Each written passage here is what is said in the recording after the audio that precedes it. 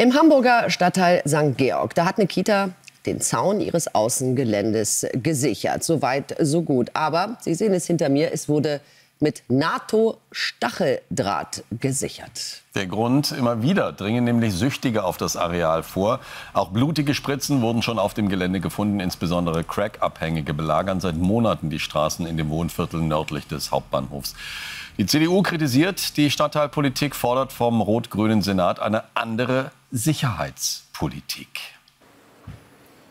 Und der Kollege Gerrit Schröder, der ist für uns vor Ort in Hamburg. Und Gerrit, wenn man sich das mal hinter dir so ein bisschen anschaut, da könnte man eher denken, du stehst vor einem Gefängnis. Wie schlimm ist denn tatsächlich die Situation dort in St. Georg, dass solche Maßnahmen getroffen werden müssen? Ja, es ist schon eigentlich gar nicht ganz zu glauben. Wenn man das hier sich mal genauer anschaut, ich gehe dafür mal ganz kurz zur Seite, ist also ein riesiger Stahlzaun um diesen Kindergarten und an der Spitze ist also jetzt auch noch ein NATO-Stacheldraht gesponnen worden, um zu verhindern, dass Drogenabhängige hier also auf das Gelände kommen und auf dem Spielplatz des Kindergartens ihre Drogen konsumieren und sich dort aufhalten. Das ist in der Vergangenheit oft passiert und dort mussten jetzt diese Maßnahmen ergriffen werden.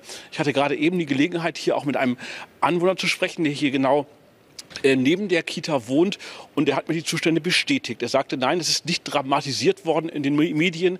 Das ist tatsächlich so. Wir könnten von Glück reden, dass jetzt hier nicht neben uns Drogenabhängige liegen oder konsumieren oder auch Sex haben zwischen den Autos direkt neben der Kita. Und das Ganze hätte sich auch auf das Gelände der Kita verlagert, und deswegen seien diese Maßnahmen zwar sehr beängstigend von der Sichtbarkeit her, aber sie seien notwendig, weil das Problem sonst nicht unter Kontrolle zu bekommen sei. Der Hauptbahnhof hier in Hamburg, der ist nur ungefähr 200 Meter entfernt, und dort war bisher die Drogenszene, die sich nun in dieses Wohngebiet hier verlagert hat, da dort am Hauptbahnhof über den Einsatz von Quattro-Streifen die Drogenszene verdrängt wurde ins Wohngebiet, und das ist jetzt hier sichtbar. Die Anwohner sind sehr verärgert darüber. Es werden immer wieder Personen belästigt. Die Drogenabhängigen würden hier wie Junkies und wie Zombies durch die Straßen laufen, und die Maßnahmen um die Kita sind notwendig, aber wirken wirklich sehr, sehr irritierend. Absolut. Gerrit, danke schön für diese Eindrücke aus Hamburg.